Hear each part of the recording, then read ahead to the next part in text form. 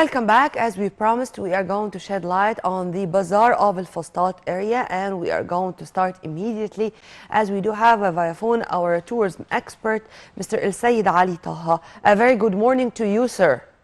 Good morning. Sir, let's go immediately to the wonderful story. When it comes to Old Cairo is of the richest places or areas we have. Let's have first a quick look or a brief on the background of Al Fustat area. Yeah. Al Fustat, as we call it nowadays, it means tent in English language, and that tent was by the great general of the army when they came Egypt to conquer Egypt in the mid of the 7th century AD. Amr ibn al-As arrived with his army to nearby, what we call it, the Apollyon forest or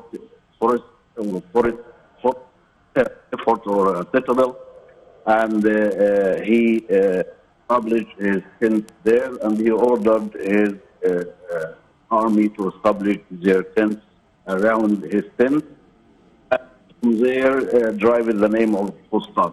Fustat used to be the capital of Egypt up to the coming of the Fatimid army in the late time of the 10th century AD, when they established what we call it nowadays Cairo.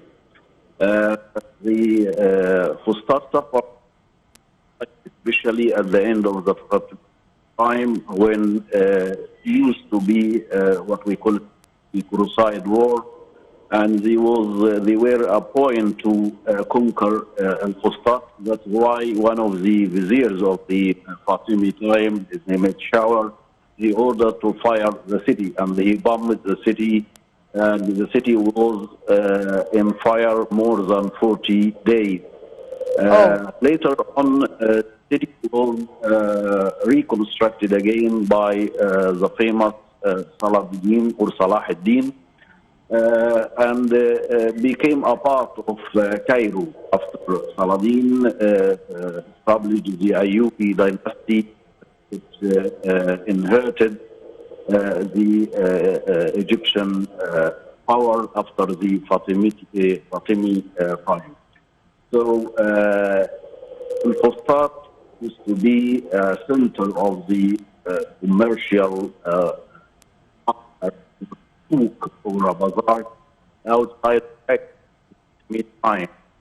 Because, as you know, in the El Cairo and during the Fatimid time, the Egyptian wasn't allowed to stay there at night time. They were allowed during the daytime, and they entered with their goods and their products to sell it there, and then they go back to nearby El Cairo, and the by El Cairo. That time it was another small city called El Qataya, and that city was established by Ibn Tulun. Another small city was established during the Umayyad time beside the El Qataya and in fact, our history is very rich, and when it comes to our capitals, we are going to speak about every one of them in episodes and episodes, starting from Al Qata'a to Al Fustat to Cairo or Al Qahira. But let's focus on what's going on these days, and with this wonderful bazaars, which is including a lot of artists, particularly in the handicrafts, whether it's ceramics, it's pottery, it's jewelry even. Tell us more about the bazaar and its location, and how much it's important to have such bazaars all over Egypt, not only in Cairo. Yeah. The bazaar or the souk, Fustat was established there due to the cultural heritage and the antiquities around the area. So it became a part of this antiquities because the design of the bazaar was designed according to the Islamic architecture. It was influenced by those houses that we knew was established by great architects. Small shops with the high dome and it was constructed sandstone. Looks like to that used in the construction of the churches and the Roman fortress nearby the area.